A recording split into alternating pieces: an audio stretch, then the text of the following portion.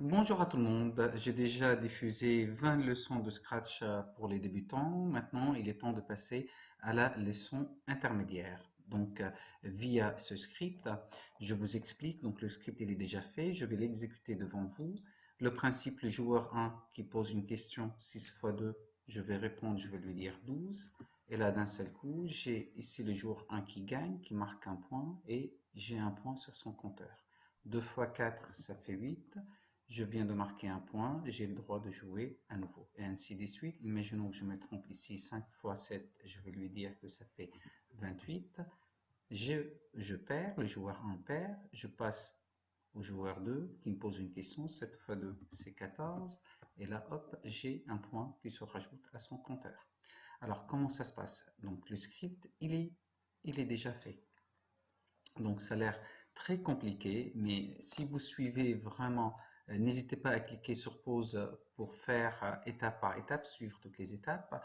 Je vous rappelle, c'est un niveau intermédiaire. Si vous n'arrivez pas, n'hésitez pas à suivre les leçons précédentes. Donc la première chose que vous devez faire, bien évidemment, insérer votre arrière-plan. Il faut que ça soit crédible. La deuxième chose, on insère un seul lutin. C'est le premier, on l'insère. Et le lutin suivant, je vais le colorier différemment. Donc, vous savez comment colorier un lutin. La deuxième chose que je dois faire, dans la partie script, dans la partie données, je vais créer deux variables, A et B. Ça va être je vais multiplier ces deux nombres-là. Je crée également joueur 1 qui correspond au compteur de joueur 1 et joueur 2 qui correspond au compteur de joueur 2.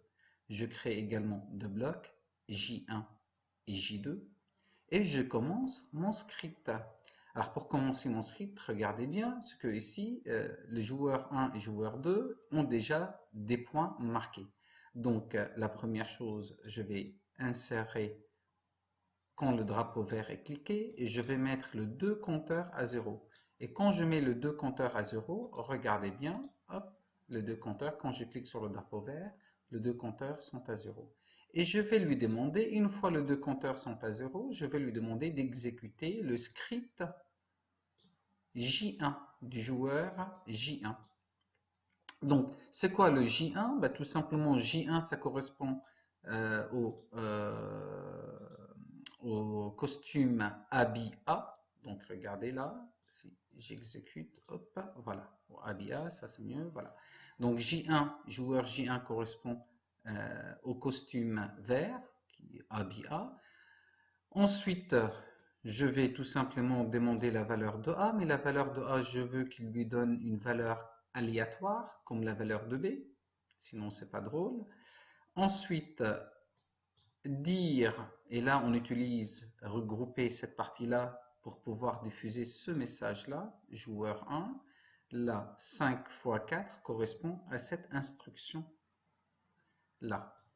Ensuite, la réponse que le joueur 1 va taper via son clavier, cette réponse va être enregistrée dans la case réponse que vous trouvez dans la partie capteur.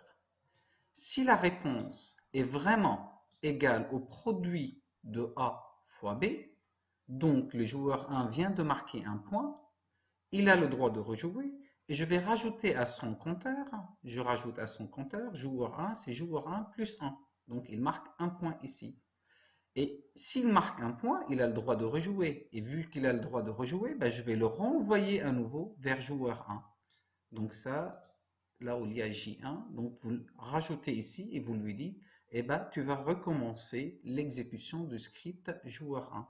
Et imaginons qu'il perd, je vais lui dire qu'il a perdu et je vais le basculer vers ABB, le costume jaune, qui correspond à la duplication de premier lutin, et je vais demander tout simplement au joueur numéro 2 de jouer. Mais pour que le joueur numéro 2 joue, il faut que je le bascule vers le script J2. Le script J2, c'est la duplication de J1. Donc, ce n'est pas la peine de le refaire. Vous dupliquez J1, vous retirez juste la première instruction, les deux premières instructions, vous les retirez. Et ensuite, c'est exactement les mêmes. La différence ici, regardez bien ici, c'est J1, vous mettez J2, joueur 2 au lieu de joueur 1. Et ici, Si le joueur 2 gagne, bah, il va exécuter le script joueur 2 et s'il perd, je vais le renvoyer vers le script J1. Écoutez, j'espère que mon explication a été claire. En tout cas, n'hésitez pas à laisser des commentaires. Je vous dis à bientôt.